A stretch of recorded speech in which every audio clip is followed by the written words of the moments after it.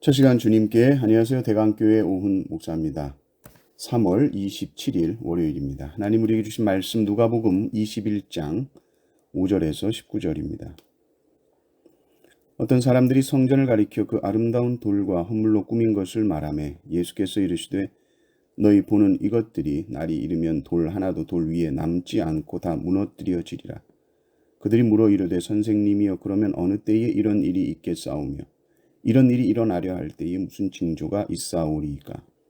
이르시되 미혹을 받지 않도록 주의하라. 많은 사람이 내 이름으로 와서 이르되 내가 그라 하며 때가 가까이 왔다 하겠으나 그들을 따르지 말라. 난리와 소유의 소문을 들을 때에 두려워하지 말라. 이 일이 먼저 있어야 하되 끝은 곧 되지 아니하리라.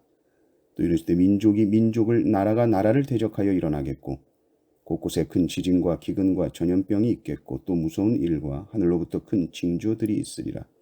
이 모든 일 전에 내 이름으로 말미암아 너희에게 손을 대어 박해하며 회당과 옥에 넘겨주며 임금들과 집권자들 앞에 끌어가려니와 이 일이 도리어 너희에게 증거가 되리라. 그러므로 너희는 변명할 것을 미리 궁리하지 않도록 명심하라. 내가 너희의 모든 대적이 능히 대항하거나 변박할 수 없는 구변과 지혜를 너희에게 주리라. 심지어 부모와 형제와 친척과 벗이 너희를 넘겨주어 너희 중에 몇을 죽이게 하겠고 또 너희가 내 이름으로 말미암아 모든 사람에게 미움을 받을 것이나 너희 머리털 하나도 상하지 아니하리라. 너희의 인내로 너희 영혼을 얻으리라. 아멘. 예수님은 예루살렘에 입성하셔서 이 땅에서의 마지막 일주일을 보내십니다. 그런데 그 일주일 동안 잠은 예루살렘에서 3km 정도 떨어진 베다니 또 촌동네 가서 주무셨죠. 하루 사역을 마치면 저녁마다 이 베다니로 가셨는데 또 이날도 예루살렘을 벗어나면서 어떤 사람이 예수님께 묻습니다. 제자들 중에 몇 명이었을 겁니다. 예수님 성전 멋있지 않습니까? 그렇게 말하죠. 이 돌을 좀 보십시오. 헌금 많이 해서 지은 겁니다. 이 성전은 솔로몬 성전이 아닙니다. 솔로몬 성전은 이미 무너졌고요. 헤롯에 의해 46년 동안 지어진 엄청난 건물이죠. 이 제자들의 말을 듣고 예수님은 이렇게 말씀하십니다. 6절을 보시면 너희 보는 이것들이 날이 이르면 돌 하나도 돌 위에 남지 않고 다 무너뜨려지리라. 헤롯 성전은 돌을 통째로 깎아 만든 이 기둥이 120m 막 이렇게까지 말하는 규모가 어마어마한 것입니다. 화려하고 웅장한 이 성전을 보면서 영원할 것이다. 아무도 의심하지 않았어. 근데 너희 보는 이것들이 완전히 무너져 내린다. 돌 하나도 돌 위에 남지 않는다는 말은 돌 위에 돌 하나 놓여있지 않은 상태로 완전히 처참하게 무너진다는 말씀이죠. 실제로 이 예수님의 말씀은 AD 70년경에 로마가 예루살렘을 침략한 지 몇 년 안 돼서 로마 황제 티투스에 의해서 그대로 이루어집니다. 그런데 이 성전, 이 건물로서의 성전은 사실은 시간이 지나면 반드시 무너질 수밖에 없습니다. 영원할 수 없죠. 건물로서 성전은 그렇습니다. 100년, 1000년 영원할 수 없는 것이 바로 이 건물로서의 성전입니다. 그러나 인생들은 이 건물로서의 성전에 관심이 많습니다. 성전의 아름다운 돌에 관심이 많죠. 그리고 성전은 영원할 것이라 생각합니다. 그러나 건물로서의 교회는 결코 영원할 수 없다는 것을 교회 역사가 보여주죠. 그러니 제자들도요. 이렇게 튼튼하게 지었는데 이렇게 화려하고 이렇게 웅장한데 성전이 무너진다는 것을 상상하지 못하는 겁니다. 그래서 이런 일이 그럼 언제 일어납니까? 물어보죠.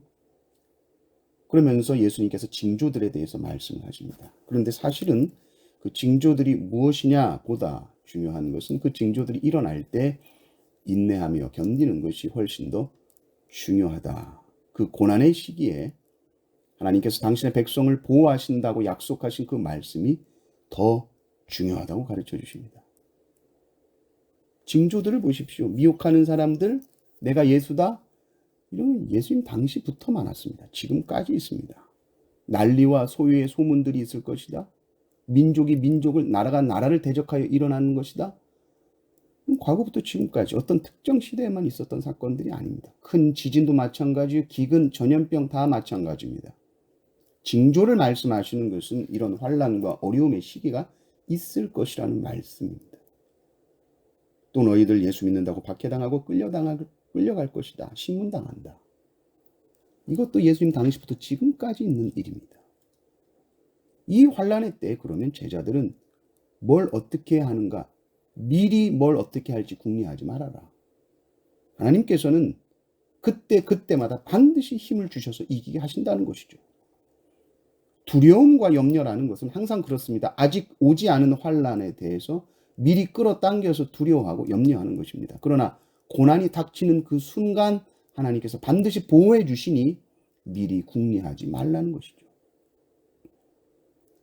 그런데 우리는 이 16절에 나온 너희 중에 몇을 죽이게 하겠고라는 말씀과 18절에 머리털 하나도 상하지 아니하리라 라는 말씀이 우리는 이것이 어떻게 동시에 참일 수 있을까? 어떻게 조화롭게 이해될 수 있을까 생각합니다. 우리가 이 땅에서 죽임을 당한다면 그것은 하나님의 보호하심을 받지 못한 것인가요? 결국 세상에서는 모든 인간은 다 죽습니다. 그러나 예수님을 믿는 자들은 구원을 얻고 영원한 생명을 얻을 것입니다. 머리털 하나도 상하지 아니하리라 라는 이 말씀이 단지 현세의 약속뿐이라면 박해당하고 순교하신 신앙의 선배들에겐 적용할 수 없는 말씀인 거예요. 그러나 이 구절은 성도의 최종적인 승리를 말하고 있습니다. 성도의 궁극적인 구원을 말씀하고 있는 겁니다. 결국 우리는 머리털 하나도 상하지 아니할 것입니다. 최후 승리를 믿으십시오. 주님의 보호하심은 완벽합니다. 주님의 보호하심은 가장 정확합니다. 주님의 보호하심의 은혜를 항상 누리시는 성도님들 되시기를 주님의 이름으로 축원합니다. 아멘.